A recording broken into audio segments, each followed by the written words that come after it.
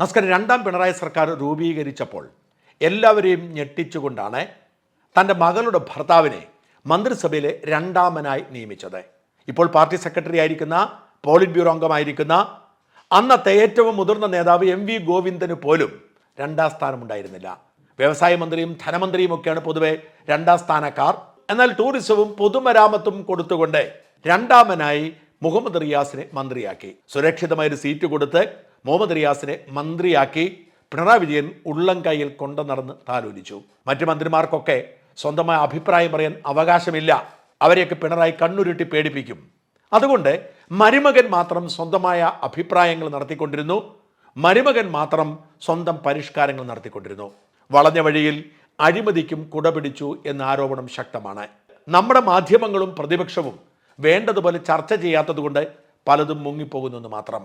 Tourism പോലെ സുപ്രധാനമായൊരു വകുപ്പ് ചോദിച്ചു വാങ്ങിയത്, പൊതുമരാമത്ത് പോലെ ഏറ്റവും അധികം ഫണ്ട് ചെലവഴിക്കുന്നൊരു വകുപ്പ് ചോദിച്ചു വാങ്ങിയത് അല്ലെങ്കിൽ പിണറായി ഏൽപ്പിച്ചത് ഈ അഴിമതി മനസ്സിലാക്കിക്കൊണ്ട് തന്നെയാവണം. ടൂറിസം വകുപ്പ് ഇടയ്ക്കിടെ ഓരോ പദ്ധതികൾ പ്രഖ്യാപിക്കും. അതൊക്കെ വരുമ്പോൾ കേരളത്തിൽ മാറ്റം വരാൻ പോകുന്നു, മഹാസംഭവം നടക്കുന്നു എന്ന തരത്തിൽ പ്രചരിപ്പിക്കും. എന്നാൽ അതൊക്കെ നടന്നോ? അതിൻ്റെ പേരിൽ അഴിമതി ഉണ്ടായിരുന്നു എന്ന് ഒരു മാധ്യമങ്ങളും പരിശോധിക്കില്ല. മന്ത്രി മരുമകൻ്റെ പുതിയ പരിഷ്കാരങ്ങളിൽ ഒന്നായിരുന്നു ജനങ്ങളെത്തുന്ന ബീച്ചുകളിൽ ഫ്ലോട്ടിംഗ് ബ്രിഡ്ജുകൾ സ്ഥാപിക്കുക. മറ്റൊന്ന് പ്രധാനപ്പെട്ട ടൂറിസ്റ്റ് കേന്ദ്രങ്ങളിൽ കണ്ണാടിപ്പാലം സ്ഥാപിക്കുക എന്നത്, അതായത് ഗ്ലാസ് ബ്രിഡ്ജുകൾ. ഇത്തരം പദ്ധതികൾക്കുള്ള ഗുണമെന്തെന്ന് വെച്ചാൽ അതിന് എത്ര രൂപ അനുവദിക്കുന്നു എന്നത് കൃത്യമായി ആർക്കും അറിയില്ല. അറിഞ്ഞാലും അത്രയും ചെലവാകുമെന്ന് ആർക്കും അറിയില്ല. അതുകൊണ്ട് വലിയൊരു അഴിമതിക്ക് സാധ്യതയുണ്ട്. മാത്രമല്ല ഇതിൻ്റെയൊക്കെ ചുമതല ഏൽപ്പിക്കുന്നത് ഇവർക്ക് വേണ്ടപ്പെട്ടവരാണ്.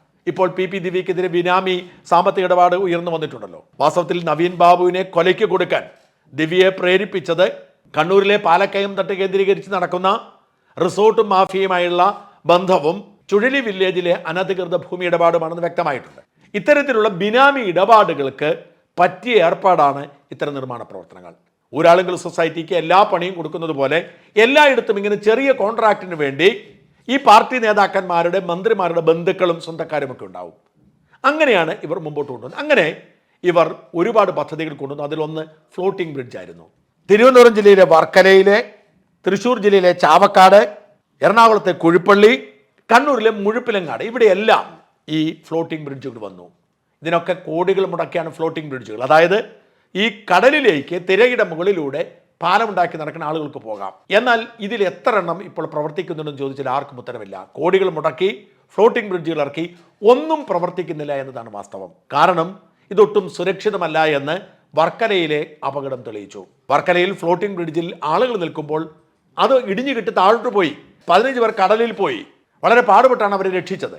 എന്ന് മാത്രമല്ല, എപ്പോൾ മഴ പെയ്താലും എപ്പോൾ തിരയടിച്ചാലും ഈ ഫ്ലോട്ടിംഗ് ബ്രിഡ്ജ് തകർന്നു പോകും. അതുകൊണ്ട് ഈ തിരമാല അടിക്കുന്നിടത്ത് ഫ്ലോട്ടിംഗ് ബ്രിഡ്ജ് സാധ്യമല്ല എന്ന് തിരിച്ചറിഞ്ഞു. അത് ഏതാണ്ട് അവസാനിപ്പിച്ചു. ഒരു ഫ്ലോട്ടിംഗ് ബ്രിഡ്ജും ഒരിടത്തും പ്രവർത്തിക്കുന്നില്ല. ഖജനാവിൽ നിന്നും ചോർന്നത് കോടികളാണ്. ഇതിൻ്റെ പേരിൽ വലിയ പബ്ലിസിറ്റി ഉണ്ടാക്കി, വലിയ വാർത്തയുണ്ടാക്കി. ടൂറിസം ഭൂപടത്തിൽ കേരളം ചരിത്രം സൃഷ്ടിക്കുന്നു എന്നൊക്കെ പറഞ്ഞ് വാർത്തയുണ്ടാക്കി. പക്ഷേ ഇതൊന്നും ഇപ്പോൾ നിലവിലില്ല. കോടികൾ അതിൻ്റെ പേരിൽ പിന്നാമ്പുറത്തും മുന്നാമ്പുറത്തുമായി കൈമാറ്റപ്പെട്ടു. ഇതുവഴി ലാഭം ആർക്കാണ്? ഈ ഫ്ലോട്ടിംഗ് ബ്രിഡ്ജ് നിർമ്മിച്ചവർക്ക്. ആ നിർമ്മിച്ചത് ആരായിരിക്കും? സർക്കാരിനും മന്ത്രി മരുമനും വേണ്ടപ്പെട്ടവർ. ഇത് തന്നെയാണ് ഗ്ലാസ് ബ്രിഡ്ജുകളുടെ അവസ്ഥയും. വാഗമണിൽ ഒരു ഗ്ലാസ് ബ്രിഡ്ജ് ഉണ്ട്. അത് മാസങ്ങളായി അടച്ചിടാറുണ്ട്. എന്തുകൊണ്ടാണെന്ന് ആർക്കും അറിയില്ല. വലിയ കുഴപ്പമൊന്നും അതേക്കുറിച്ച് കേട്ടിട്ടില്ല. എന്നാൽ ആക്കുളത്തെ ഗ്ലാസ് ബ്രിഡ്ജിൻ്റെ കഥ കേൾക്കേണ്ടതാണ്. അത് നിർമ്മാണം പൂർത്തിയായിട്ട് 1 വർഷത്തിലധികമായി. കഴിഞ്ഞ ഫെബ്രുവരിയിൽ നിർമ്മാണം പൂർത്തിയായതാണ്.